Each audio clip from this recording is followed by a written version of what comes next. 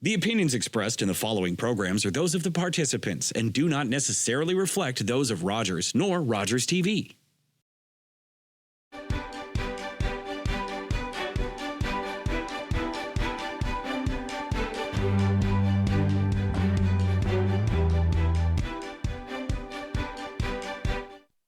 Hi, and welcome to Politically Speaking. I'm David Shearman. My guests today are Andrea Mastrosovs and Peter Bordignon. Andrea is, of course, the mayor of the town of the Blue Mountains, and Peter is the deputy mayor. They've been on Politically Speaking before, and it's always a pleasure to have them back to find out what's going on the eastern boundary here of Grey County, or dare I say it, almost to Collingwood. Anyway, Andrea, Peter, welcome. Good to see you again. Thank you for having us. Thank you for having us. It's funny you make the comment about Collingwood. We go through that brand awareness quite often. People are always skiing in Collingwood, but that's not really the case. So that's we have a different county and a different town by far. Now I have to say, since you led into skiing, I did note that Blue is planning to open in early December. So, I think the 7th. Yes, that was a bold statement put out. I think it was still about 65 degrees the day they put that blast out. So maybe they know something we don't. But I sit on the board for the village, and they're all looking forward to a very good winter season. Now, did they add some additional artificial snowmaking equipment this summer? It's been sort of more of an upgrade. They've been morphing over. I want to say it's about 5 to 7 years ago, that they moved the snowmaking equipment where you can make almost at zero, just instead of, I think it used to have to be -5 to -7, which was better than the original, but even now more so. As soon as it's cold enough, they can make snow at a relatively mild temperature. So once the little bit of Mother Nature's base is down, they can roll out and put on top. Well, like maybe they've got a direct line with, maybe they've had a conversation with Wired and Willie. There you go. That's right. Well, we shall see. We shall see. Well, speaking of snow, actually, let's flip it and talk about unfrozen snow, which is water. The town of the Blue Mountains has thrown its support behind a water plant, I believe it is, a water plant expansion. Tell me more. Mm-hmm. Sure, I can get started on this one. The town of Collingwood, their water source is part of what we use over on the east side. So our Craigleith area, and that's a population base that continues to grow for us here in the Blue Mountains. So we actually have an arrangement, which is why we have been part of this conversation. Collingwood has been supplying lots of water through a 60-kilometer pipeline down to New Tecumseh, and they're both running out of options in terms of anticipating the growth and how they're going to be able to accommodate that. So part of the reason why we're involved is because that 10% could be what we continue to do in terms of servicing that side. Now, to give you a perspective, we do work very regionally already in that case, but we also do the same thing over on our west side to help out with Meaford, so that Meaford can have some of their development tap into our water system so that they don't have to put pipelines 7 kilometers down the way to those edges. So it's a concept that works really well. And we certainly always do like to look at things from a regional lens and talk about how we can share in services, but also how the governance of that might work as well. So we did respond to the fact that Collingwood did put out, and myself and Mayor Measures from Clearview and Mayor Norcross from New Tecumseh all attended the special meeting of council that Mayor Yvonne Hanlon had called with the developers, asking them to come forward and talk to us in the community about what we might do to solve the problem. Because the problem is it went from 50 or 60 million up to 270 million. And that's something that both of those municipalities can't figure out how they can accommodate it. From there, there's been a discussion about striking up a short-term task force, and that's where they reached out to us. They shared with us the resolution that they wanted us to pass and support, and part of that is lending our support over in this short-term task force to sit there at the table with the developers and see what other options can come forward. So they did put forth that they are putting an ask to the province that the two, Collingwood and New Tecumseh, Council are approaching the provincial ministers for help in enabling the water expansion to proceed, which includes the idea of asking the province to appoint a provincial land and development facilitator to help co-develop that solution. So they've invited us there. Now, what was important to us is we did take in what they had asked us to consider supporting, and we didn't delete anything out of their ask. We included it all, but what we did do is articulate as well, specifically that the town of Blue Mountains, we are currently conducting our own east side water supply and storage class environmental assessment. Always got to get that long title in there to evaluate our long-term supply options. Continuing to lean in on a regional solution next door in Collingwood is one option, but it's just one option. With a price tag of a 10% contribution to 270 million, we need to also look internally about what we might do with adding to our own facilities or being able to enhance our existing facilities. And again, Collingwood doesn't have a 21-kilometer long shoreline of urban area the way that the town of Blue Mountains is. So it's important for us to always keep open that regional might mean looking to our Grey County neighbors on the other side, as well as what's going on in Simcoe County. So that was an important add into our resolution, and also that we will continue to support the concept of regional. We definitely want to have that conversation and see what we can do. We just can't put a pin in it and say the only option for us is to buy into 10% next door in Collingwood. I don't know, Peter, you want to add anything to that? Well, thank you. No, you covered a lot of it. The key aspect of it is if we're talking about the east side specifically, I'm glad those lines were added to the motion, because when you're looking at something between 270 and 300 million dollars, 10%, 27 to 30 million dollars, a lot we can do in the town as well to our own infrastructure, even though that does supply the Craig Leith in the east side. The mayor keeps talking about regionality, and I have to say her and the CAO's office with Sean Everett have done a great job in the past 12 months, let's say, in making that regionality happen, dropping the geographical boundaries of the east and the west, and tying into all, whether it's Simcoe, whether it's Grey, whether it's Clearview, Meaford, Grey Highlands. So that's the lens we need to look at. But I always look at things from a fiscal POV. So I said, well, 27 to 30 million is a lot we can do internally as well. So I'd like to see where all that plays out at the end, but it certainly is something that's much needed with the growth that we are seeing, especially in the East End. You've mentioned provincial facilitation and approaching the province. Is the federal government involved in this at all? They are approaching the provincial ministers at this point. So the Minister of Municipal Affairs and Housing and Infrastructure as well.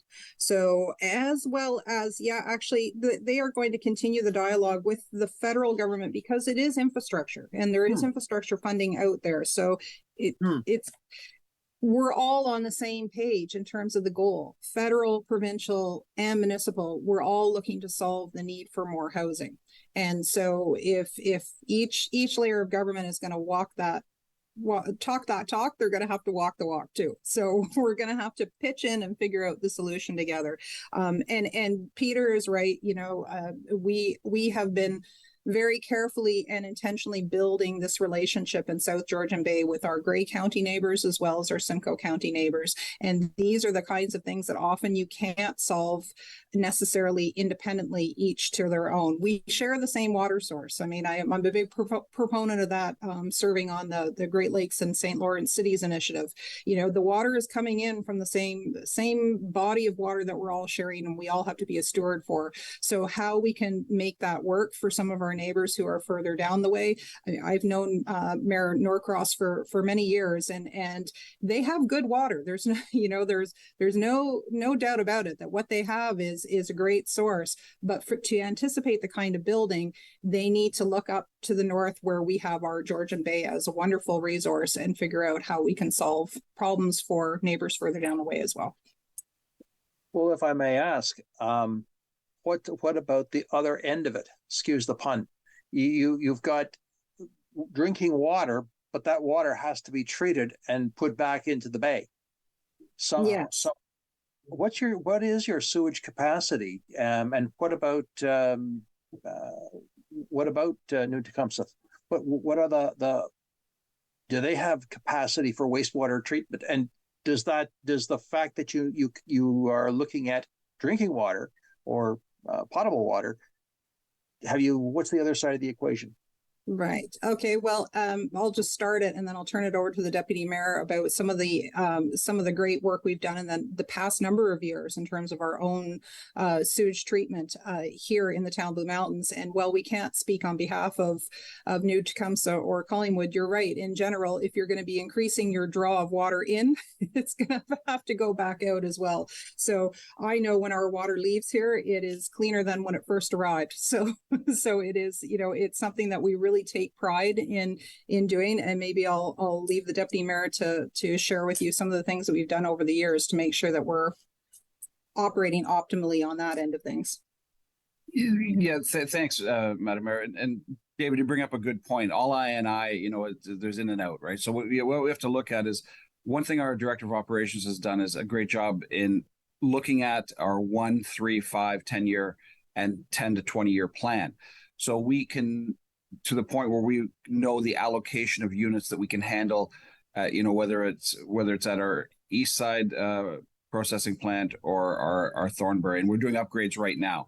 So we've put together a capital budget based on expansion, what we'll need in the near term, where we know that at what stage of development they're at. And we even before we have development plans, we know that this area, let's say, is scheduled for development, and that should reflect 712 units in that geographical area. So we're trying to plan for that on an allocation basis, on an annualized basis. So that, because we don't want to be caught where we say, okay, we have to stop, or the red flag, or there comes out, similar to what they had to do in Collingwood with the water. So both for the water coming in and of course the sewage going out, you have to be able to handle both, because like you said, there's an in and out to every household. So you'll see right now, I don't want to number off the top of my head, we're close to about $120 million with the capital projects, a lot of that relating to wastewater and municipal water. So that's good to note. And then the other thing that we have to look at is, a large percentage of our population, even in the growth area or the areas that will grow, are on well and septic. So we're planning not only for, I always say, I use the word unicorn to the people who get exhausted when I say it, but when we have half our area still has to, even if we want to develop it, we may not have municipal water there for a while. So we have to look at how, with, provincial policies on expanded septic tank beds and things like that, we have to work with. So our director of operations with the CAO's office has been keeping council informed quite regularly on where we will be and where we can be. You make a very good point, Peter, because we forget that wells and septics are the flip of water pipes, water supply, and sewage. And there's still, you're right, there's still a huge amount of that, and that has a spin-off affecting things like lot size and density, because you can't have an apartment building. Well, you could, I guess, on a septic tank, but above a certain number of units. You might have 4 on a septic tank, maybe, but I'm sure there's a regulation somewhere in there that limits that. So you're all, at the moment you don't have enough water and sewage, you've limited your capacity for development at so many levels. True. That's an aspect that we always look at, especially with Bill 23 and building, accessory dwellings, secondary and tertiary dwellings on same property. If you want an apartment above your garage, can your septic system handle that? Can your well handle that? So we have to be cognizant of that fact as well as we move forward. Or if people are renovating, and David, you spoke about lot size, very important point, especially in Clarksburg. That's been going back and forth, before my time, based on what we can do to deal with that.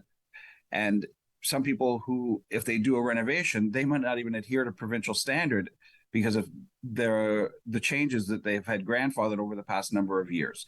So that's something that we really have to work with, and I think there needs to be a little bit more work done with us, the region and the province, on that, to deal with the specifics in areas like Grey County, not just our town, but the surrounding areas of Grey County. Because if you want to build these secondary dwellings, which is a great idea for housing, whether it's for family members or second incomes, things like that, you have to be able to supply it. Yeah. You got to have the infrastructure in place, because if you don't, nothing's going to happen. Nothing's going to happen.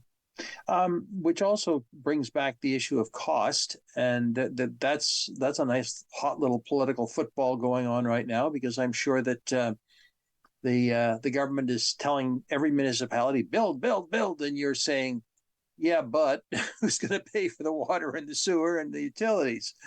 Who's going to pay for the roads? Who's going to pay for the curbs and sidewalks? Is that actually a challenge in the town of Blue Mountains?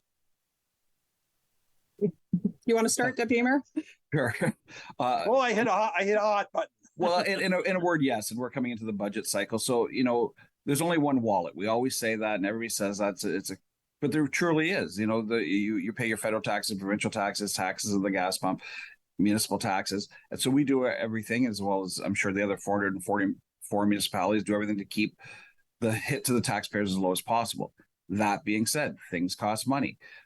So when we're looking at it, something simple like the expanding the wastewater treatment plant, which we should have done in the next 2 years, that will increase us by about 42%. But there's a large cost to that. These are multi-million, tens of $1 million worth of projects. So we have to be able to pay for those. Taking on too much long-term debt is not good. So what we've done a good job of, and the councils, even credence to the councils before, has set the reserves in place. So there's a lot of areas between development charges, between wastewater reserve, as well as the other reserves, where we aren't spending before we have in many cases, we have a good chunk of the money, and we have ways to replace that. So that's something that the TBM, a couple councils ago or a few councils ago, has started on the reserves, and that's been a big difference. And I'm happy to see that as we move through the budget and we're going through a new cycle, and the mayor knows, and I'm the budget chief again this year, it will be a challenge to try to keep all the services there, as well as the capital projects, and keep within the confines of not hitting the taxpayer's wallet. Well, Peter, let me ask you a question. That it's my impression, my understanding that water and wastewater systems have to be user pay. They're funded from the user base. Yes. And so that all costs will come back on the users. So basically that if you go ahead and spend $30 million on a water treatment plant, that's going to come out of will show in water bills, correct? Yes, we also can allocate reserves for that Yes. on a forward basis. So yeah, you're right. There is the one channel, but it's just a matter of how you manage that money as well. Yeah. That's the key, and I think finance staff has done a good job by doing that, by being ready for what comes next. Mm-hmm. But certainly what goes on under the ground is just as important as those houses being built too, and this has been part of the challenge as the province rolls out different measures in order to try to promote building of homes. But we need the services to come there too. So we've always been able to rely on growth pays for growth. When we expand into an area, the money's coming from that new area and from the development of that new area. So we do have, with the changes with DC charges, etc., we do have some challenges ahead of us in order to be able to do that, because otherwise it's not sustainable thinking on any level of government if we just want to build structures but we can't actually be able to provide the services that are needed along the way. And also to make sure that we're allocating and allocating carefully, so that when we have community-driven projects such as attainable housing, that we don't have to unfortunately say no, because now we've allocated all of the services out to the other developments that got through the front door first. There needs to be a way in which we can make sure that we're carefully, thinking ahead several different steps to make sure that we can anticipate that when those good community-based projects come forward, we have a way to make sure we can provide the services that are required. Sure. I think that the other piece is that, and this is a kind of a jumping ahead a little bit, are you seeing any slowdown in building? the province is saying build, build, build. You're saying we can do it, but we've got to have the infrastructure in place. But are you seeing any slowdown, even in the short term? Anecdotally, I've heard that things will slow down simply because of the economic environment. Is that something you're seeing yet, or is it too early to predict any of that? Might be next spring before we see that. Yeah, certainly we don't have a problem with attracting developers to come and build here. And there certainly are enough projects in the hopper in some way or form. They might be something that's, being carried from several councils ago, or it could be new projects that are coming forth. And we do have, we have that exciting one that we can talk about later as well. So there's no problem with bringing that here. But there are challenges. We have some developments too where we're not immune to the fact that labor shortages and supply shortages or supply costing has just gone through the roof, and projects that should have been finished, pre-COVID are still underway or are still stalled. So definitely, I think we're like any municipality that way. Where we are a bit different is we've always said we punch above our weight. We're not your typical 10,000 population town. To give you an idea, our voter list is almost 14,000. So that tells you right off the bat that we're not a typical town of 10,000. But that's not been the difficulty, is bringing forth people coming forward to want to build here. The challenge, though, that we do have there is that it's the right mix for the community, that we have the mix of housing that we need, and not all of one particular type that will not supply housing options for a full spectrum of the workforce here. In other words, the planners are earning their money. Yeah, but David, the mayor said it best. We're looking for a mix of housing. That's challenging to do. We have, multi-million-dollar mansions, and we need also multi-unit residential. So we sort of come across section of different housing types as we look across the board. We, are the second largest growing municipality in Canada.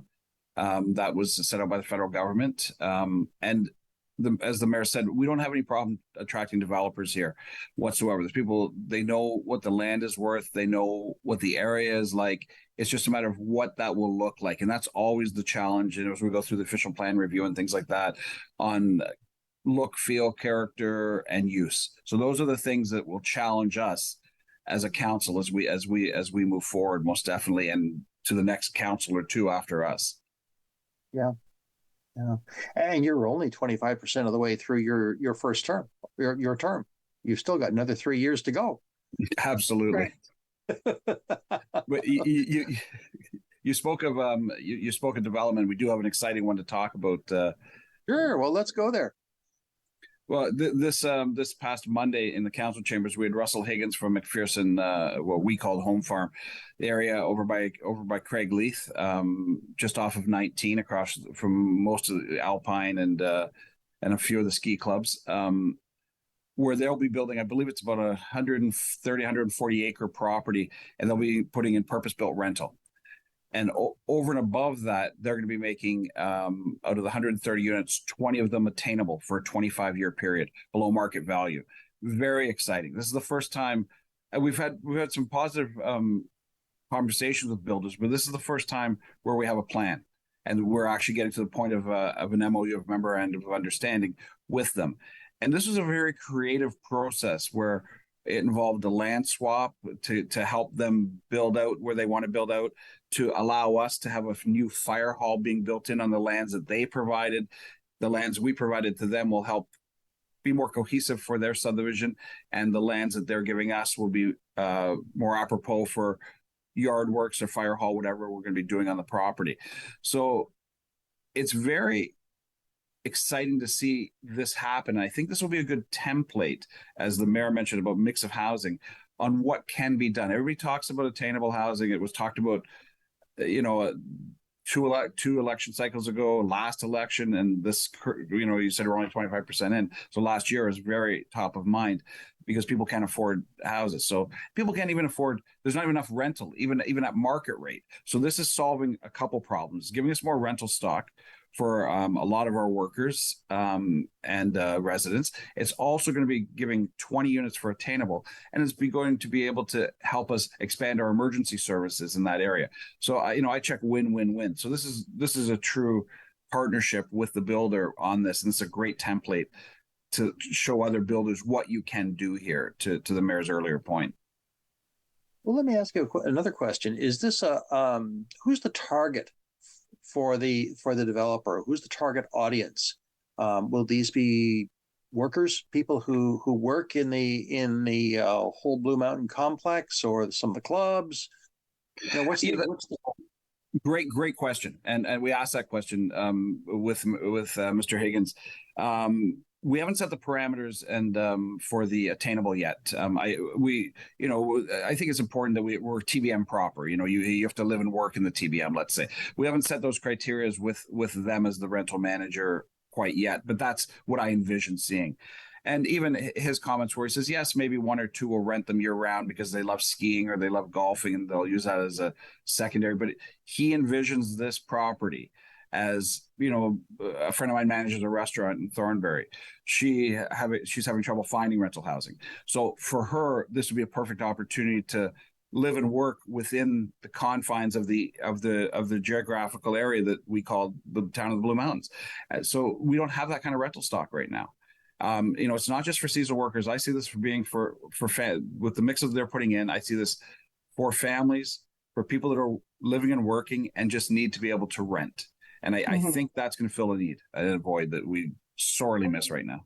Yeah, because what we have to do is we have to break past the idea that it's, years ago when both the deputy mayor and I started on council, the conversation was about the tourism industry, the service industry is really having a hard time. They can't bring people in because they can't find an affordable match to what their income is. And that was the beginning of that conversation. But then throughout the last 4 years, I've spoken to numerous potential young physicians who are looking for where they're going to go when they finish their schooling. And if they're thinking about family medicine, they come up here and they have a look around and they love everything about it. And they would love to, but then they say, but nothing here is affordable for myself, my spouse, the spouse who may have to then uproot a job somewhere and relocate. They may have young children already. So it has to be something where it's right across the spectrum. It's everywhere from tourism industry, all the different layers of work that's required for that, the management levels as well. It is each and every person comes here with their own income. They're not asking for social assistance, but they need to have a choice here in the community about what's available to them that would match. And part of that is yes, as we said, is that mixture that we don't have to have every single detached family home at 3,500 square feet. That many of us grew up in 1,000 square feet or 1,200 square feet. We need more of those options. We need more of the apartment options that would have 2 bedrooms so that a young family could actually be established there before needing to move on to something else. So that will be part of it. And this is a great pilot coming out that will start to say, hey, to the rest of the development community, this works. There is a way to do this. Yeah, I think your point is very well taken. I live in a house less than 1,000 square feet. There's just 2 of us, but it's less than 1,000 square feet. It's cozy, it's comfortable. And, and I've said this on the air before, 40, 50, 60 years ago, that was how houses were built. But 2,500 square feet, 3,000 square feet, no, that's not a starter home. That's something else. Well, the voice in my ear is telling me that we have to take a break, so we will do that. Okay.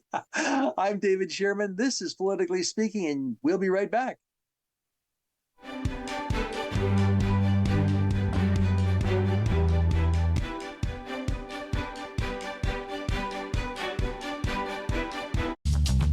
This program is brought to you by Ignite TV. Now you're in command. Visit Rogers.com for more details.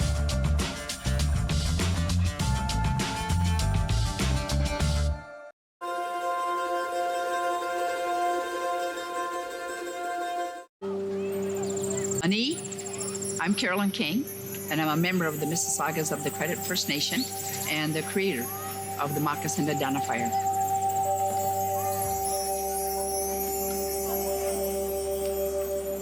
Philip Cote, an artist in Toronto here, took and redrew real moccasins. We're starting over with the children. The idea is that they would research whose land their school is built on, near, or what treaty area they're in. And the educational kit that we have has all that information in there. And the children just, love it. My dream is that this province will be covered with moccasin identifiers within the next decade, and they will forever know whose land they're on. That's the goal. Educate and awareness with a nice, simple little program called the Moccasin Identifier. What kind of show do you want to see on Rogers TV? What interests you? Log on to rogerstv.com, fill out a show proposal, and tell us about your segment idea. We want to know what you want to see. Rogers TV, only on Rogers.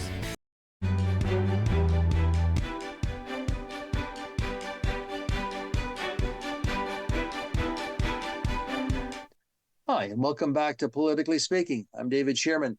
My guests are Mayor Andrea Mastrosovs of the town of the Blue Mountains and her, no, I'm not going to call you her sidekick, her colleague, Deputy Mayor Peter Bordignon. Although there's some who would say that, I'm quite sure. We work very well as a team, actually. We do, on both levels, municipal and county. Yes. Of course, because that all that goes without saying. The two of you represent the town of the Blue Mountains on Grey County Council, and actually that leads to something I didn't raise in our pre-taped conversation. But one of the exciting things I think that I've heard, most exciting things I've heard out of Grey County Council in the last little bit is the transportation conversation involving Uber. And it's an exploration thing. It's nothing as definitive. And if the warden is right, it'll come back sometime in the near future. What's your take on the need for those transportation links? Peter, did you want to start with the Blue Mountains? Because I'm thinking about some of the challenges that have been for getting people to and from the resort, for example. Do you want to? Yeah, most definitely. I'm very, very fortunate to travel between both east and west of town personally. So when you're in when you're on we'll call the east side, there is, we have our local taxi company. We do have Uber. David, it was one of the first things we did when the mayor and I were both councillors on council. We passed a bylaw to allow Uber. There was a little bit of a conflict with the local cab company at the beginning. We sorted that out. And then there was a geographical problem with their software, and we sorted that out. So we were able to actually get Uber. The problem is we don't get drivers.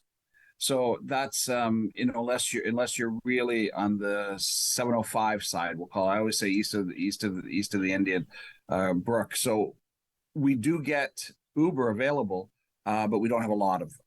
So and what we do see is on a New Year's Eve, for example, people will come from the GTA and they'll come up and they'll drive Uber for 24 or 48 hours and make a boatload of money, and then they'll disperse. So consistency in that medium, we do not have. And I'm sure the mayor will talk about, creative ways like driver's seat and things and Coal Trans that we've partnered with. Will you ever see a town of Blue Mountains bus? I don't think so. I don't see that's feasible for a town of our size. Will there be a continued regional approach? Absolutely. That's the key. That's the buy-in right there. And the mayor's been working diligently on the transportation side of it. So I'll turn it over to her. Mm-hmm. Yeah, I would just add to that, but you've mentioned the Collingwood transit system, that we do have an arrangement to make sure that if people get as far as the resort, that they can go back and forth. I mean, back in the days when, my son was in high school and his friends worked at the mountain, and if they were coming from Collingwood, they were spending 25% of their wage of the day on a taxi to and from. So, it definitely, it's needed for workforce, but also to help our tourism industry too, to help visitors get around.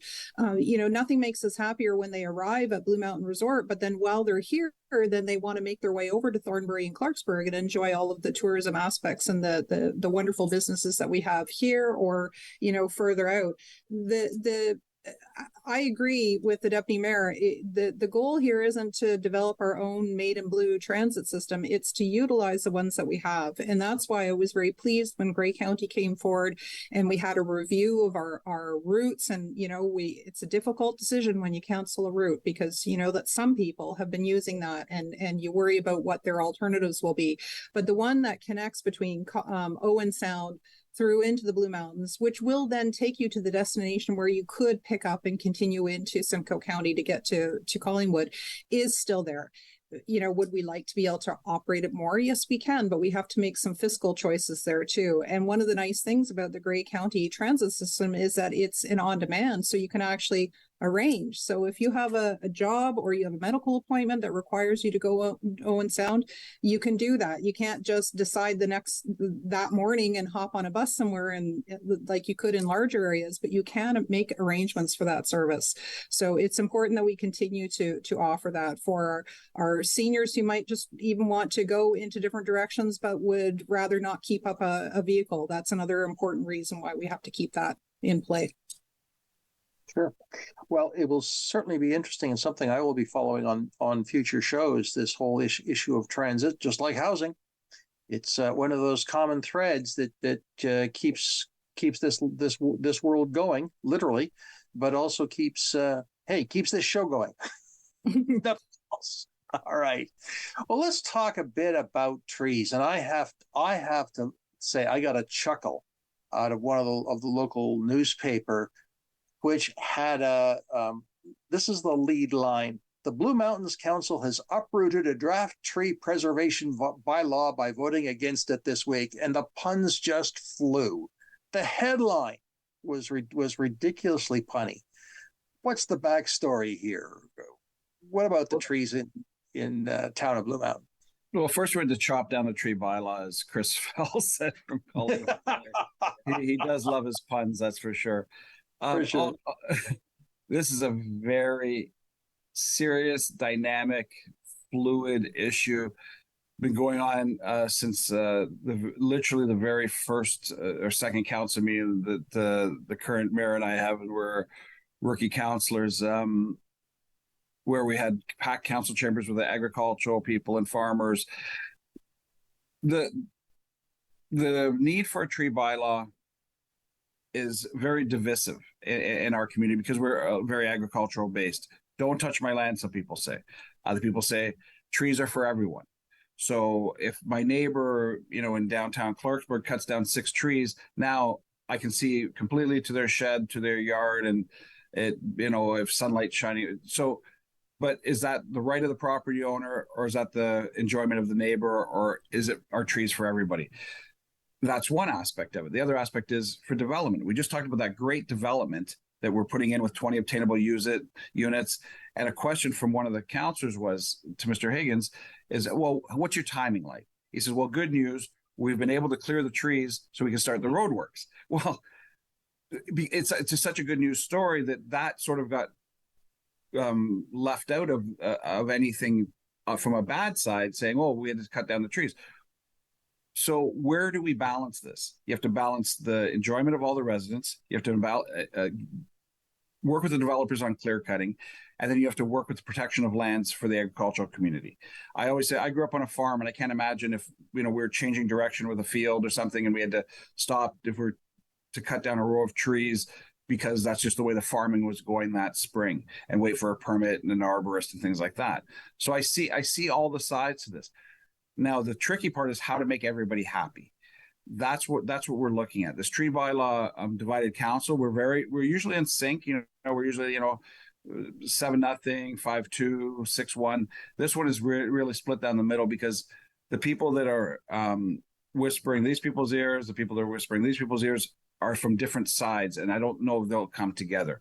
What we're trying to do now is, since this has been chopped down, to use that pun, is rework it. I've brought a notice. I'm bringing a notice of motion to the October 30th council meeting that hopefully will address a lot of the issues that both sides have. and look for a path forward for the protections of trees, but also for continuing development and for the continuing enjoyment of the agricultural community and the protections of lands. Those are those are the three main points that we have to work through. And I think we can get there by stripping it down. We did it with the STA bylaw. We got everybody on the same page, from the proponents to the opponents. And I think we can do that with the tree bylaw, but just by stripping it down a little bit, David. Sure. We should be clear. You were going to remove the bark from the tree? Nice pun. We should be clear too that we have a tree bylaw, but it pertains to municipal lands. So what we were looking at doing was revising that bylaw. So we haven't actually struck down a bylaw. What we decided not to move forward with at this point in time was the current version of the update to it.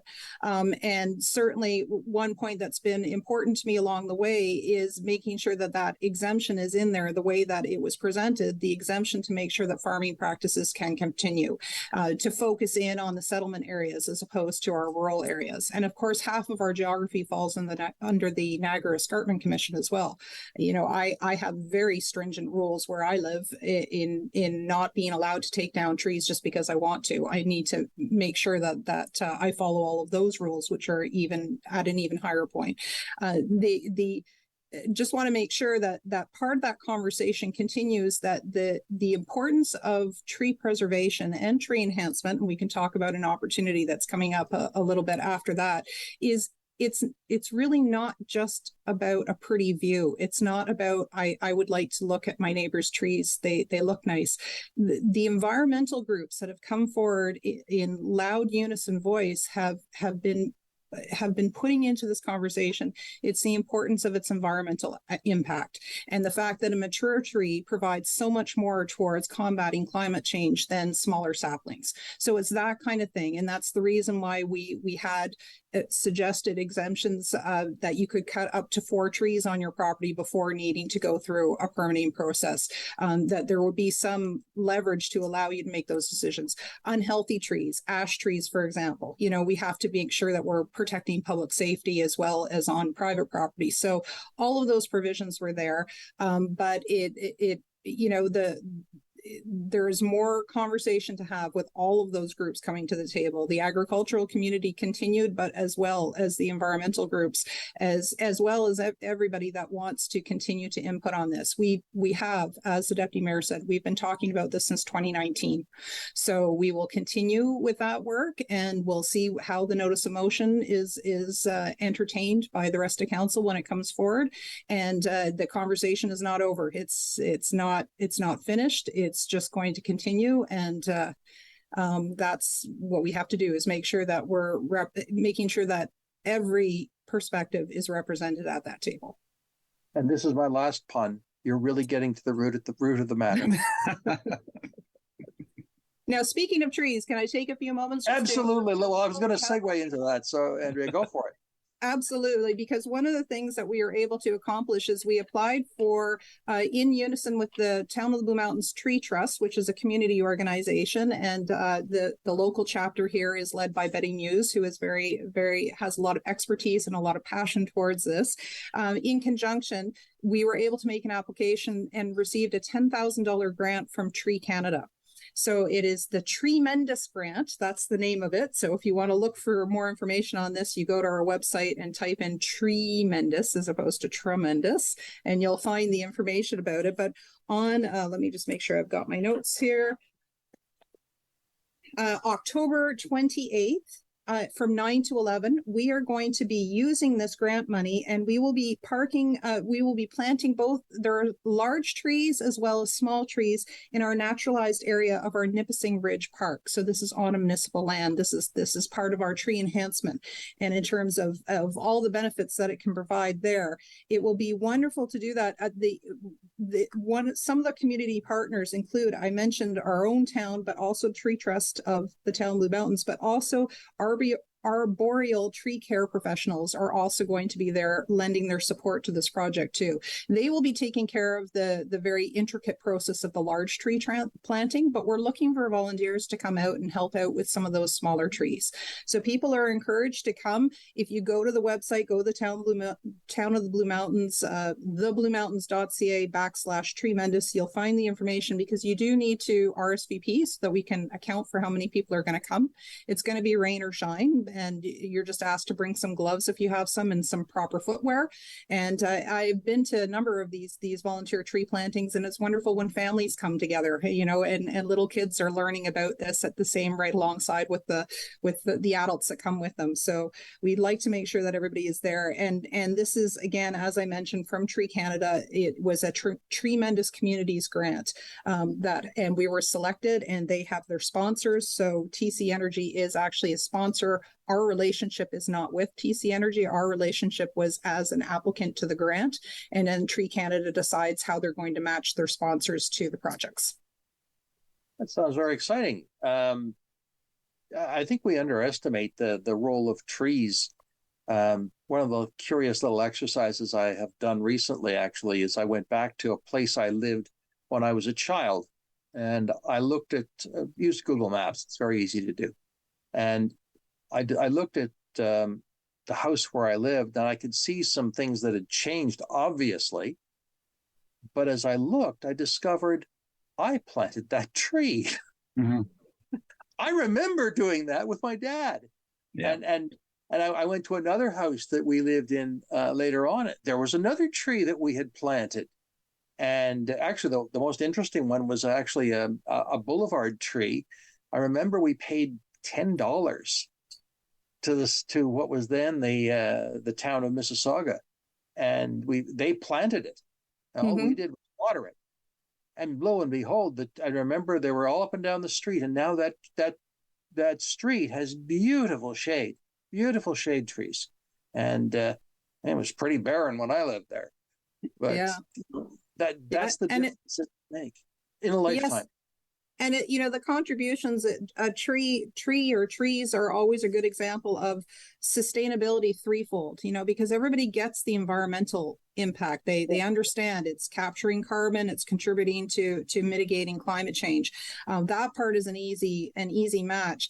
And then it doesn't take long before you realize all the social value of it. Of course, if you build up a park and it's got trees within it, then you can have people can stay outdoors and recreate longer because they can benefit from the shade. And I love introducing my grandchildren to trees. We touch the bark, we play with the leaves, we get to know what is coexisting here, nature, ecosystem, and human ecosystem together.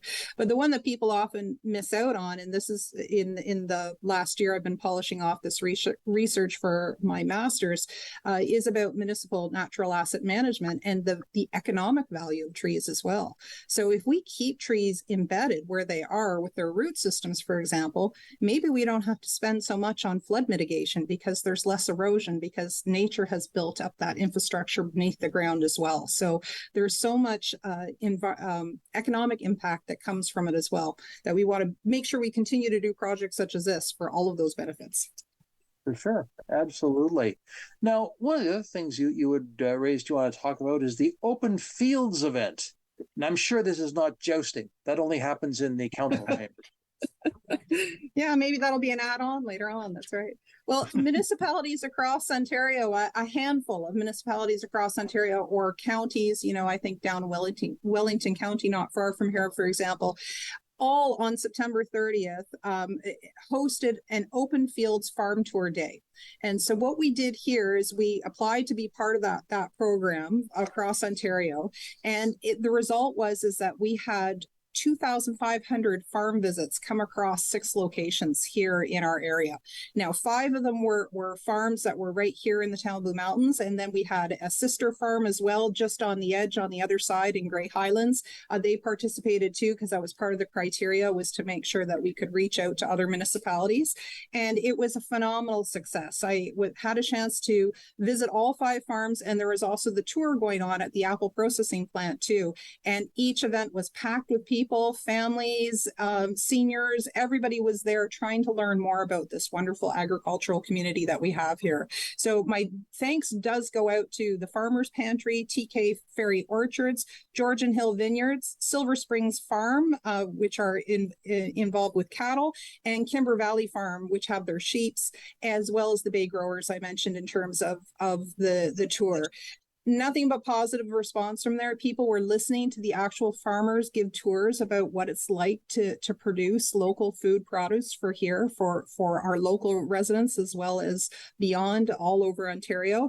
And it was a huge success. And some of those businesses are familiar with having the public come on site because that's the way that they operate. But others this was the first time they had really embraced the idea of opening their doors or opening their gates and welcoming people to come and learn more. And I'm really pleased with that because these will be ambassadors for the next lot. So when we do this next year on whichever date is selected, then they will be able to say to other neighboring farmer colleagues, this works, this is a good way for you to do that. And at every place, our library, our staff, a multitude of volunteers came forward and there were displays. Grey County had displays up. Our library focused on Indigenous farming practices and had some information available there. So you could arrive at one location and get so much out of it, you didn't even need to go further, but many made an effort to go to all locations. That's marvelous because having done a tour of an apple juice plant, it's really quite interesting. You don't realize both the science and the heavy technology that's involved in taking apples that get dumped off a truck and washed and then juiced. My goodness, this is really complex and high-tech stuff. Oh, absolutely. Top of the line in technology. It's phenomenal what happens in those large buildings you drive by. That's true, David. If anybody's taken a tour of bay growers, you have hundreds of thousands of square feet. People don't realize how large, never mind the industry is, just from literally apple farm to table in between, the robotics that's involved, the sorting. I stood and I watched, I've been fortunate enough to be in there before, and just watching how coming down a water line, how apples can be sorted by camera, by the dozens of cameras taking how many, I think it's 16 different shots of each apple. It's unbelievable the technology that's involved, how each apple grower has their own bay where they have to have you only have so many hours from the time it leaves your farm to get it into bay growers, and then what happens to it after that on quality assurance. This is not a small undertaking, not putting apples in a bushel and they show up at the local Foodland. This is a multi-million dollar operation, and the technology that's involved is literally state of the art. It really truly is, especially at bay growers. Yeah, we kind of don't realize it. We take it for granted, or we just don't know. Exactly. So, there's probably at least a couple of TV shows that are worthwhile doing about that, but that's somebody else's job, not mine here. Right? So I was going to ask you too about is it Morrill Park? That's it, Andrea? Yeah. So, and actually the deputy mayor was involved in the previous term on developing our leisure activities plan. So why don't I tip it over to him and I'll add on anything extra. Sure. Thanks. That will lead into the official plan and the things that we're going to be doing. But through the leisure activities plan, the LAP, this was one of the most condensed committees I was on. We had a great public group with us on the committee. We had a buy-in from community services. And what we did, David, we looked at all parkland, all waterfront, all trails in TBM proper. And we classified them from a 1 to 6. A 1 being you have parking, you have washroom facilities, you have water access, et cetera, all the way down to this is a path to get to the park. So this is sort of a crown jewel in the middle of Thornbury, Morrill Park. And what the Rotary has done, the Thornbury-Clarksbury Rotary Club, they want a revitalization project. And, the Rotary has such a respected long history, not just in TBM, in Ontario and Canada across, but what they're trying to do is revitalize this. We have a dog park there. We have a skateboard park. We have baseball diamonds, soccer, open space. So what we're planning on doing is explore a new skateboard park, all ages, that they can use, year-round walking paths, sensory gardens, accessible playgrounds that are ADOA, but through feedback from the community. This is going to be truly a project where what the community asks for, hopefully that they will see when it comes to fruition. It's a larger opportunity to consider, additional recreational elements that we don't currently have, that we identified through the leisure activity program. People say, I do want walking trails. I'd love to be able, even though I don't have a dog, I'd love to be able to walk around the outside and watch people when they're playing with their dog in the fenced in areas. So, that's something that we're going to see the public have a great deal of interest in. And it's just a continuation of, we know how important leisure is during COVID. We made a conscientious decision as a council that the mayor was voting on that as well in relation to grooming for the winter, trails that we never groomed before. And that's now become an evergreen project for us. Outside of, coming out of COVID, are we going to continue that? Absolutely. Moreau Park is just one example of how we can take that area and expand it, make it accessible to everybody from, the skateboarder right to the senior that wants to do the walking trails. And I think that's a very exciting project. And I think that's something that I definitely, that's not pie in the sky. I actually think this project is going to come to fruition, and it's going to be a reality through the revitalization. Mm-hmm. And it's going to be a full-on community project. We'll have to make sure that we build all the partners in. I do want to stress that accessibility part to it as well. Yeah.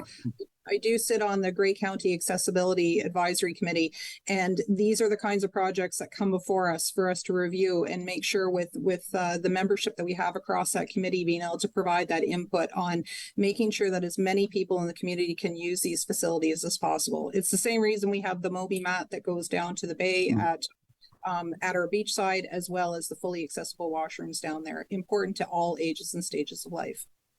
For sure. I hate to tell you, but I just got the word we've got about 2 minutes, and I'm not going to touch official plan review.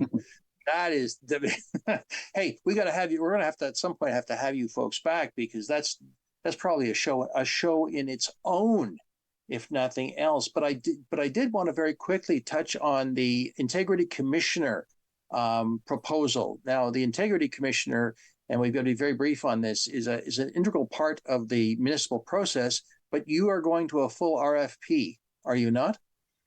The cow on Monday, which was not passed, that cow won't be ratified until council. It was passed 4-2 that we would be going to a full RFP process.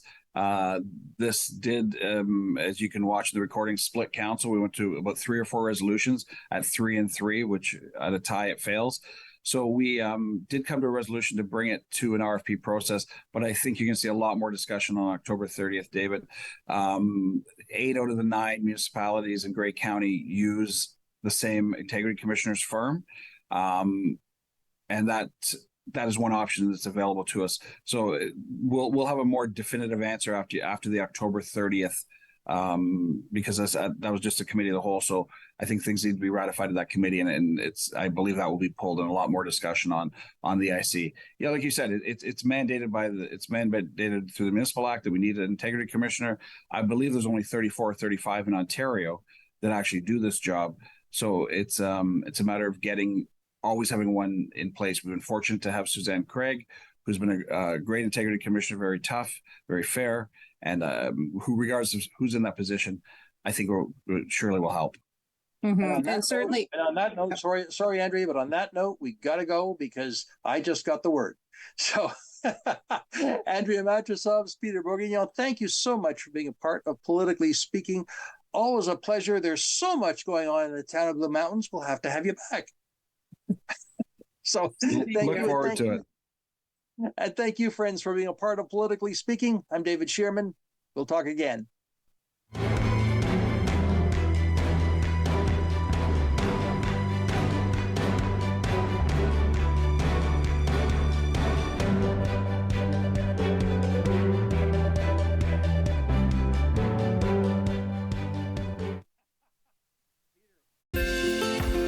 Call the Rogers TV viewer response line. Email us or connect with us on social media.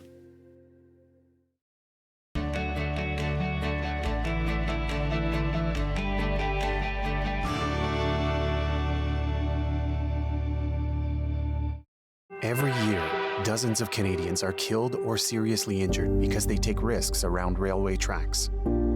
Talk to your loved ones about rail safety. Visit stoptracktragedies.ca.